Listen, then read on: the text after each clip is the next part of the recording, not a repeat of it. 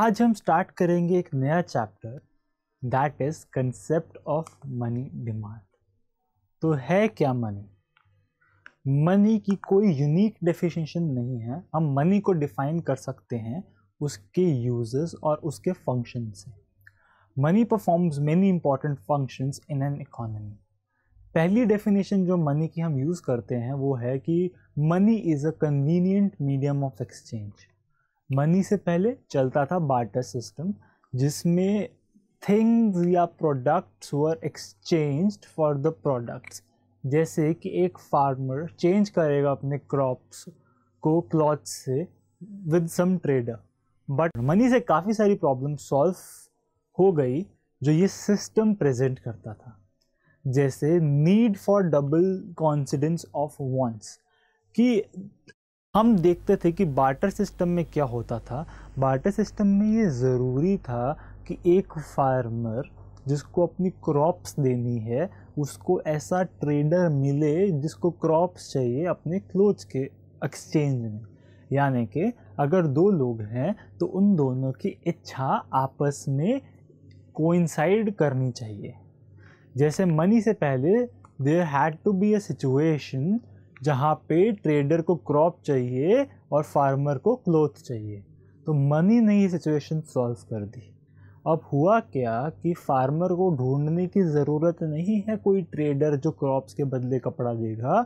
वो किसी को भी क्रॉप बेच सकता है, पैसे ले सकता है और उस पैसे से जाकर कपड़ा खरीद सकता है।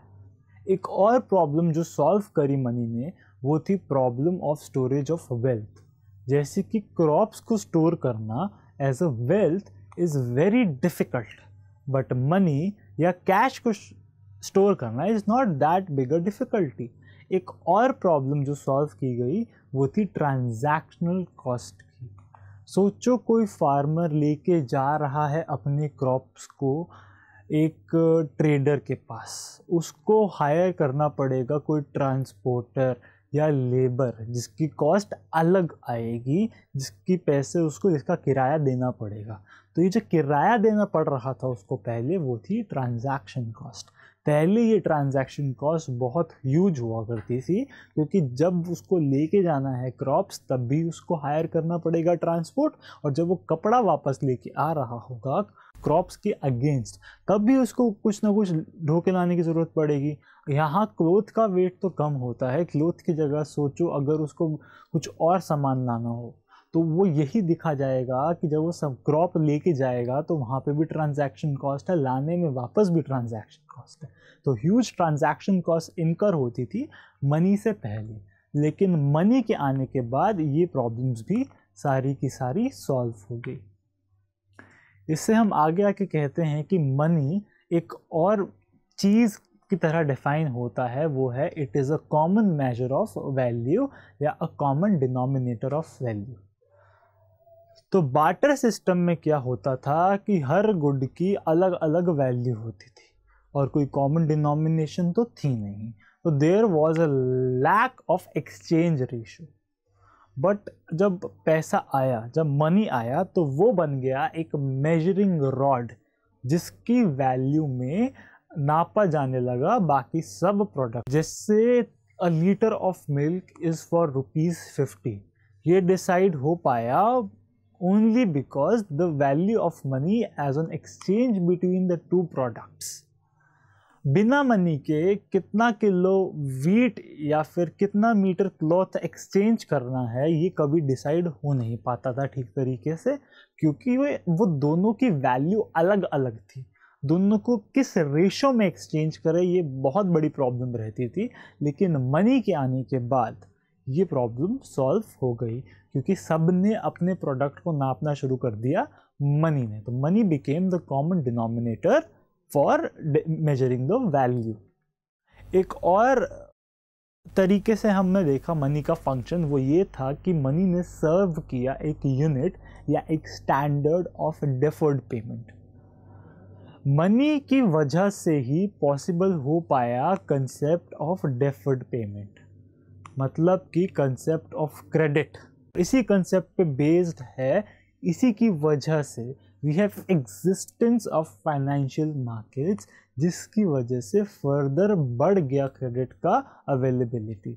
इसका मतलब ये है कि मनी की वजह से ही बैंक्स हैं, फाइनेंशियल मार्केट्स हैं, और मनी की वजह से ही we have availability of loans in the economy. अगर पैसा ना होता तो ना बैंक्स होते, ना फाइनेंशियल मार्केट्स होती, और ना ही किसी को कुछ खास ज़्यादा लोन्स मिल पाते।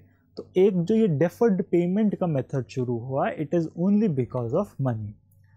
एक और पॉइंट हम डिस्कस करते हैं, वो ये कि मनी से पहले बहुत डिफ़िकल्ट था वैल्यू को स्टोर करना, गुड्स फॉर फ्यूचर यूज़, और ऑल्सो हर चीज़ में डेप्रिसिएशन लग जाती है और वो पेरिशेबल भी होती है। मनी इन सब फ्रंटियर्स पे अगर हम चेक करें तो money is by far one of the most liquid asset जिस पे डेप्रिसिएशन नहीं होता कुछ खास, और ये बहुत कम पॉसिबिलिटी है डेप्रिसिएशन की। और मनी ऑल्सो कमांड करता है perfect reversibility, that is payment. Receipt, there is no transaction cost और premiums on cash, even riskless government bonds में परफेक्ट रिवर्सिबिलिटी नहीं मिलती है, क्योंकि उसमें भी there are certain brokerage costs. लेकिन सिर्फ पैसे की ट्रांजैक्शन में, सिर्फ मनी की ट्रांजैक्शन में हम ये देखते हैं कि कोई ट्रांजैक्शन कॉस्ट नहीं होती। वीडियो में हमने डिस्कस किया कि मनी की डेफिनेशन क्या है मनी, क्या है पैसा। तो हमने जब मनी के आगे आगे डिस्कस किया तो हमने कहा कि मनी की एज सच कोई यूनिक डेफिनेशन है नहीं। मनी को हम डिफाइन करते हैं उसके फंक्शंस और उसके यूजेस की वजह से, और हमने फिर डिस्कस किए उसके अलग अलग फंक्शंस और उसके अलग अलग यूजेस, जैसे कि डेफर्ड पेमेंट्स अनेबल करता है, स्टोर ऑफ वैल्यू अनेबल करता है, स्टोर ऑफ वेल्थ अनेबल करता है। इसकी वजह से हमको बार्टर सिस्टम की जो प्रॉब्लम्स थी उनसे छुटकारा मिल गया, जैसे कि डबल कॉन्सिडेंस ऑफ फंड्स। उसके अलावा एक कॉमन डिनोमिनेशन मिलता है हमको, पता लगा मनी के आने की वजह से ही कि क्या रेशो में एक्सचेंजेस पॉसिबल हैं। इसके अलावा हम देखते हैं कि कुछ जनरल कैरेक्टरिस्टिक्स भी होते हैं जो मनी में होने चाहिए in order for it to serve its functions. तो इसमें हम देखते हैं कि जो मनी है, मनी हमेशा जनरली एक्सेप्टेबल होना चाहिए, ड्यूरेबल होना चाहिए, और लॉन्ग लास्टिंग और एफर्टलेसली रिकॉग्नाइजेबल। यानी कि ये वो कैरेक्टरिस्टिक्स हैं जो हर कंट्री को ध्यान में रखने चाहिए अपनी मनी बनाने के समय पे, करेंसी बनाने के समय पे। कहने का मतलब यहाँ पे ये है कि मनी हम उस चीज़ को बोल सकते हैं जो हर जगह सब लोग एक्सेप्ट कर लें, जो लंबे समय तक टिक जाए, एक लॉन्ग लास्टिंग हो, और कोई भी व्यक्ति, बेशक पढ़ा लिखा हो, अनपढ़ हो, या कोई भी व्यक्ति पूरे जगह, पूरे देश में, पूरे वर्ल्ड में उसको रिकॉग्नाइज कर सके। इससे हम आगे आके देखते हैं कि एक और बहुत इंपॉर्टेंट फंक्शन है जो होना चाहिए, वो ये है कि डिफ़िकल्ट टू काउंटरफीट, यानी कि जल्दी जल्दी कोई भी बंदा इसको कॉपी ना कर सके, कोई इसकी कॉपी ना बना सके। एक बहुत मुश्किल हो इसकी कॉपी बनाना, एग्जैक्ट कॉपी बनाना, ताकि जो इसका कंट्रोल है वो सिर्फ गवर्नमेंट या फिर सेंट्रल बैंक के ही हाथ में हो। एक बहुत बड़ा एग्जांपल वो है कि जो करेंसी है, जो भी मनी है, इट शुड हैव की एक और फंक्शन होना चाहिए जो है divisible into smaller parts in usable quantities और fractions without losing its value.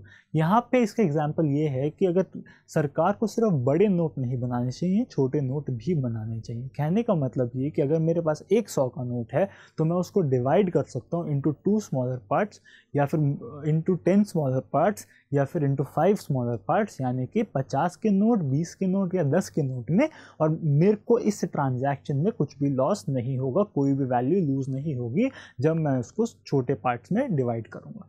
तो ये वीडियो यहीं ख़त्म होती है।